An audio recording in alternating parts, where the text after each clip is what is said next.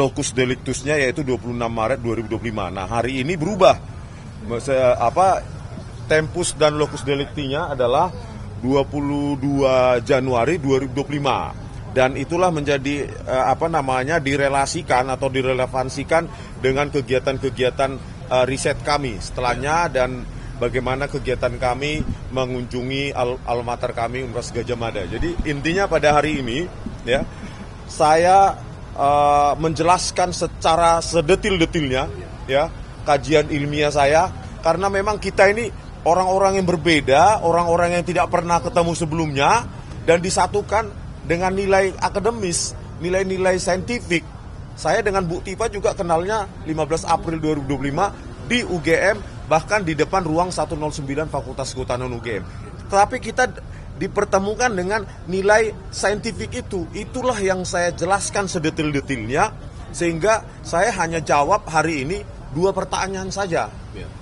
Karena saya merasa saya harus menjelaskan sedetil-detilnya, bahkan tadi ada ini bagian tulisan saya menjadi bagian buku Jokowi's White Cover, saya print dalam bentuk buku juga, dan kami serahkan sebagai pertimbangan dan petunjuk kepada penyidik, dan kami jelaskan semua urutan-urutannya, mulai dari lintasan stempel, uji overlay, uji gradient analisis, proportional spacing dan kerning, terus uji MPE ya, noise pattern analysis, dan lainnya, sehingga ya kami ingin membuktikan bahwa kami ingin memenuhi rasa ingin tahu kami sebagai peneliti. Apakah ijazah yang diupload oleh Dian Sandi Utama itu, kader PSI itu, yang diklaim secara sepihak itu asli, ya kami buktikan dengan metode kami. Begitu juga dengan lembar pengesahan yang kami foto sendiri di ruang 109. Rasa ingin tahu sebagai peneliti itu seharusnya tidak dibatasi oleh otoritas manapun, apalagi otoritas kepolisian. Oleh karena itu saya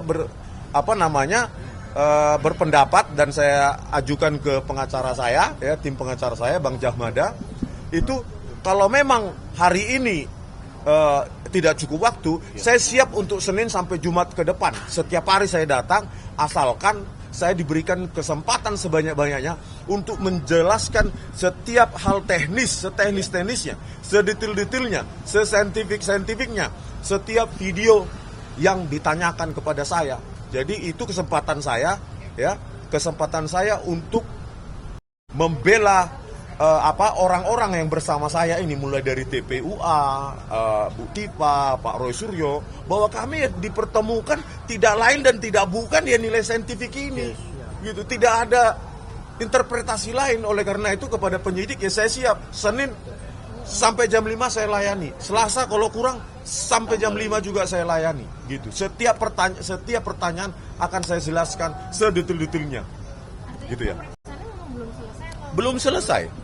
Karena apa? Karena saya ingin diberikan kesempatan sebesar-besarnya untuk menjelaskan seteknis-teknisnya. Gitu.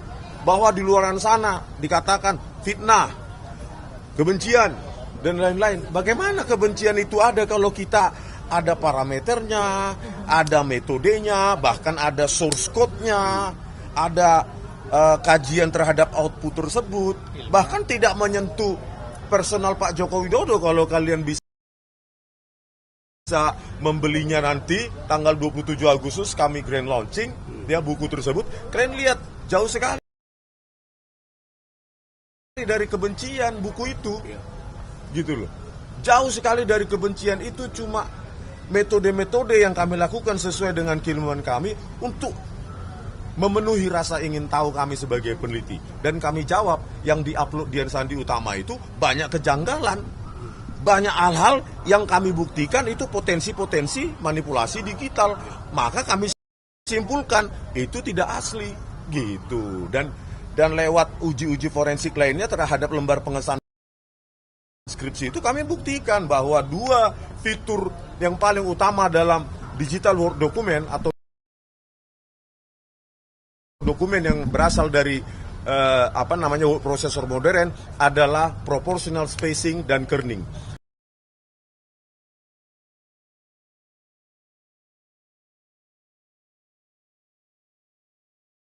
Proportional spacing artinya ruang untuk tiap huruf adaptif, berubah-ubah sesuai dengan misalnya I dengan A dengan N itu berbeda-beda. Kerning itu jarak antar huruf itu berbeda-beda. Jarak antar kata berbeda-beda sesuai dengan string adjustment pada algoritma di word processor tersebut. Jadi ya sudah kami buktikan. Kan selalu saya bilang peneliti bisa salah, tetapi tidak boleh bohong. Nah pertanyaannya, jika Bareskrim menyatakan penelitian kami salah, mana yang benar? Buktikan. Tunjukkan kepada publik. Itu baru kita menjadi negara yang beradab, gitu ya. Oke, jadi saya tambahkan ya. Hari ini pertanyaan yang diajukan kepada klien kami Rismon itu 49 pertanyaan.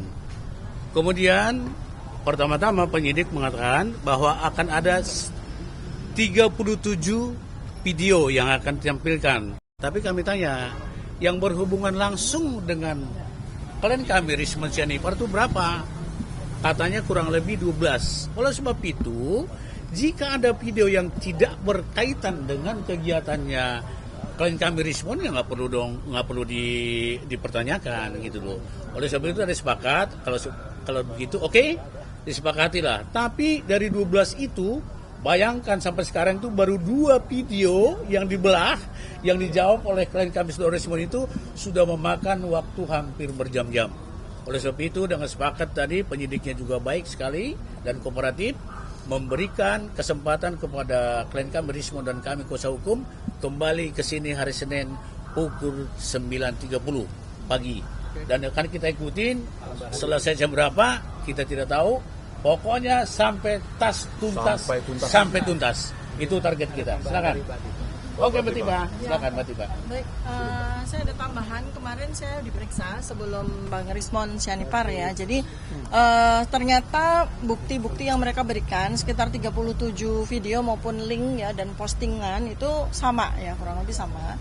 Dan memang ada bagian dari yang saya posting, yang katakanlah mereka katakan bahwa itu postingan saya, atau mereka katakan bahwa itu postingan dari Bang Rismon ataupun Bang Roy dan para 12 orang yang lain gitu ya. Dan itu kan perlu diverifikasi karena tidak begitu saja kita katakan bahwa itu postingan kita ya, karena kan ada deepfake sekarang ini, ada cloningan akun dan sebagainya, dan itu memang membutuhkan digital forensik. Jadi tidak semata-mata, tidak serta-merta harus kita jawab itu ya.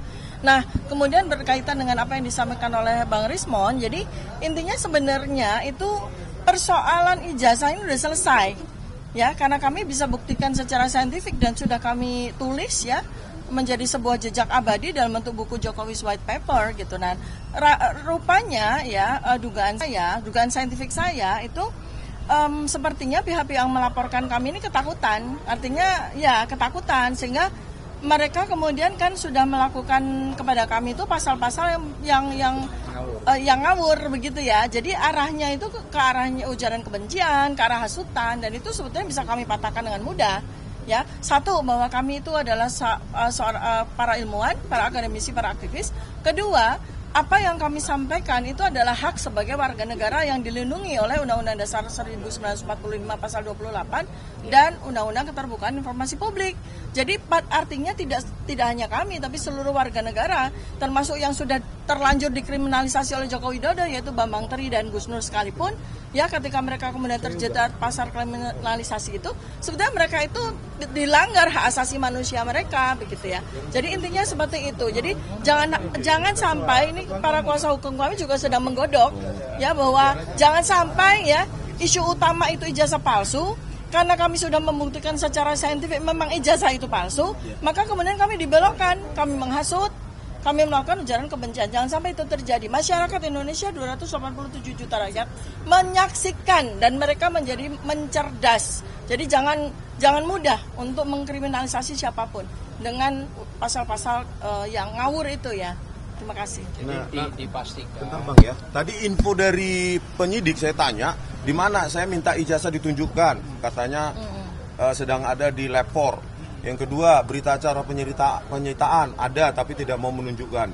Yang ketiga, saya dapatkan informasi dari penyidik bahwa analisa atau uji forensik terhadap ijazah atau barang bukti yang lain itu belum selesai dilakukan, tetapi kami sudah dipanggil dengan dugaan tindak pidana. Diselesaikan dulu. Iya, harusnya kan ini diselesaikan dulu, dan saya diberikan summary, forensik summary, ya, simpulan forensik harusnya kita ditunjukkan kepada kita bahwa mereka benar dan kita lah yang salah. Ini enggak.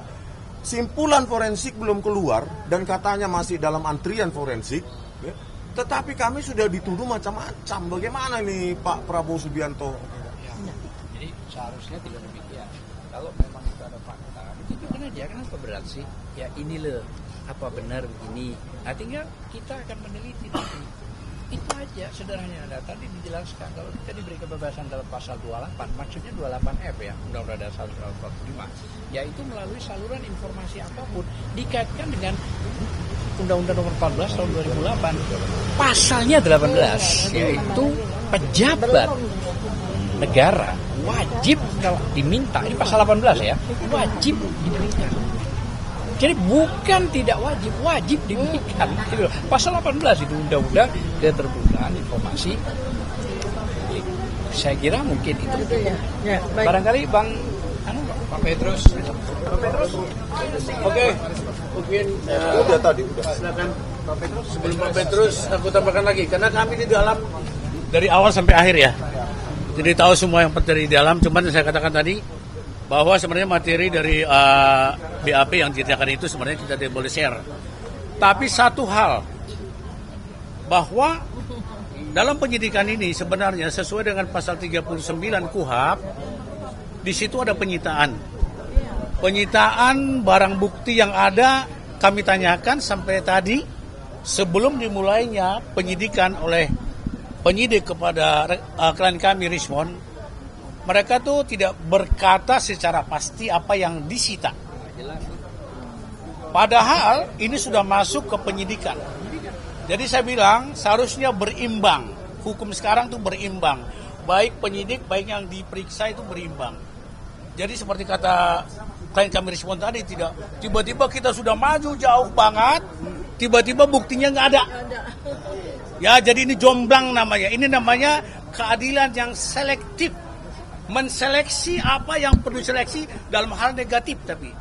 Nah tadi akhirnya penyidik mengatakan bahwa yang disita itu ijazah SMA dan S1. Yang lainnya katanya dia no comment.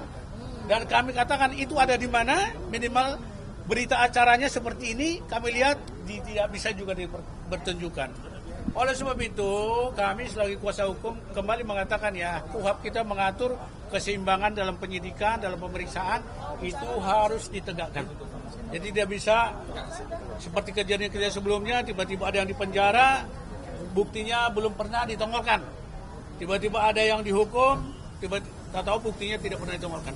Kali ini, di Polda ini, Polda Metro Jaya ini, atas 10 orang sekarang ini, kami harapkan tidak boleh terjadi hal seperti itu lagi. Jadi harus ada benar-benar bukti yang nyata. Namanya kalau di KUHP itu adalah bukti fisik. Benda secara fisiknya harus ada. Jadi kalau nggak ada, barangkali ya kita pertimbangkan bagaimana cara melanjutkannya. Baik dari secara hukum, baik secara hukum acara, kita harus tuntaskan itu.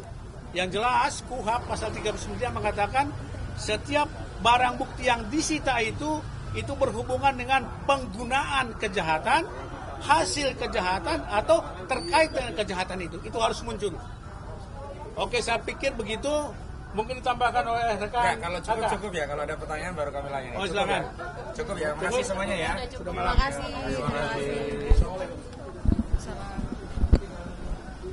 Ada lagi.